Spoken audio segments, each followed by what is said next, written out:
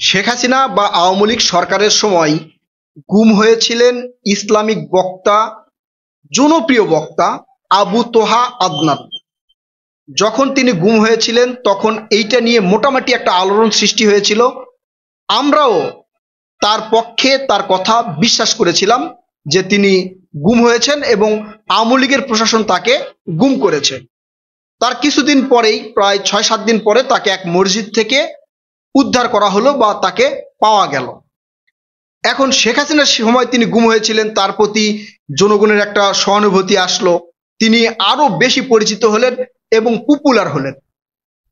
শেখ হাসিনার সময় যে গুম হয়েছিলেন সেটা ওই সময় আমরা সত্য মনে করেছিলাম, কিন্তু সেই গুমটা যে সাজানো ছিল, সেই গুম যে সত্য নয়, আওয়ামী লীগের প্রশাসন বা শেখ হাসিনার প্রশাসন যে তাকে গুম করে নাই, এইটার গোপন তথ্য ফাঁস করে দিলেন আবু তোহা আদনানের স্ত্রী।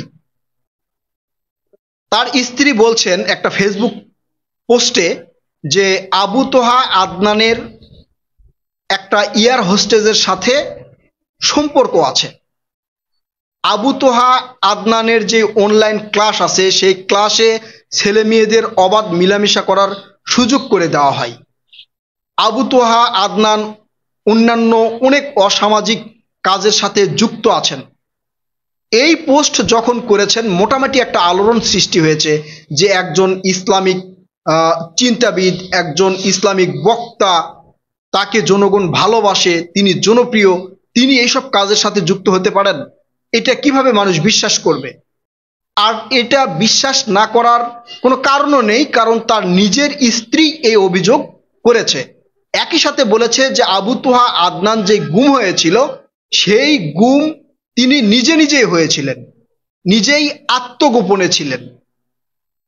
তার এই যে এয়ার হোস্টেজের সাথে যে সম্পর্ক, এগুলো ফ্লাশ যাতে না হয়, বা তার অনলাইন ক্লাস সহ তার নিজের যেই ব্যক্তিগত অপকর্ম, এগুলো যাতে ফ্লাশ না হয়, এই জন্য তিনি আত্মগোপনে ছিলেন, এমন অভিযোগ করে পোস্ট করেছেন আবু তোহা আদনানের স্ত্রী। এইটা নিয়ে ৭১ টেলিভিশনে একটা প্রতিবেদনও হয়েছে।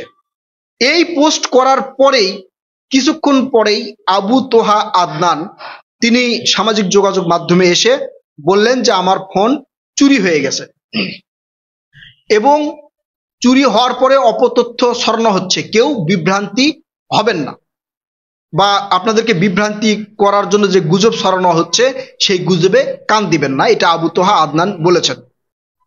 তার কিছুক্ষণ পর তার স্ত্রী আবারও ক্ষমা চেয়ে পোস্ট করেছেন, ফেসবুক পোস্ট। সেখানে পোস্ট করে বলছেন যে আবু তোহা আদনানের বিরুদ্ধে যেটা বলা হয়েছে সেটা আমি বলি নাই, এটা আমার পেজ থেকে বলা হয়েছে। আমার মহতারেম, মানে ইসলামের ভাষায় যেটা বলা হয়, তিনি আসলে এই ধরনের কোনো কিছু করেন নাই, তার বিরুদ্ধে যে অভিযোগ করা হয়েছে এগুলো মিথ্যা। এখন ৭১ টেলিভিশনের সেই কন্টেন্টে আমি দেখলাম যে আবু তোহা আদনানের ফোন যদি চুরি হয়ে থাকে, তাহলে তার ফেসবুক পেজ কিভাবে তিনি পেলেন, বা তার স্ত্রী কিভাবে পোস্ট করলেন? এই যে ৭১ টেলিভিশনের এই প্রশ্নটা আমার কাছে কেন যেন একটা হাস্যকর মনে হয়েছে। কারণ এটা আওয়ামী লীগের সময় যে আবু তোহা আদনান গুম হয়নি, বা ও যে নিজেই ছিল, তার চরিত্র হনন করার জন্যই এই পোস্ট করা হয়েছে বলে, বা এই কন্টেন্ট ৭১ টেলিভিশন করেছে বলে আমি মনে করি। ধরেন আমার ফোন এখন হারিয়ে গেছে, আমি ১০ মিনিট পরে যদি আমি ফোন কিনি তাহলে, বা ১ ঘন্টা পরে যদি ফোন কিনি, তাহলে কি আমি আমার ফেসবুক পেজ মানে ফিরে পাবো না? ফেসবুক পেজের এই পাসওয়ার্ড কি আমার মনে থাকবে না? উনি একজন এত বড় ইসলামিক মানে বক্তা, জনপ্রিয় বক্তা, তার কি এটা মনে থাকবে না, বা সেখানে লিখে রাখে নাই? এই প্রশ্ন একজন একটা জাতীয় গণমাধ্যম ৭১ টেলিভিশন কিভাবে করে যে ফোন হারিয়ে যাওয়ার পর তিনি কিভাবে পেলেন?